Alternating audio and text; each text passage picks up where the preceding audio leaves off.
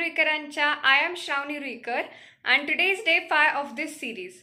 तर आत्तापर्यंत मी सायन्स आणि SST बद्दल बऱ्याच गोष्टी सांगितल्या आहेत तुम्हाला.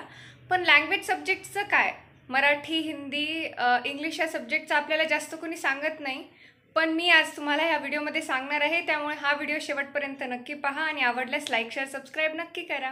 सो नेक्स्ट आहे की इंग्लिश, मराठी, हिंदी किंवा हिंदी तर मी घेतलं नव्हतं, मी मराठी घेतलं होतं. पण इंग्लिश, मराठी, हिंदी या सब्जेक्टसाठी लँग्वेजसाठी कसा अभ्यास करावा.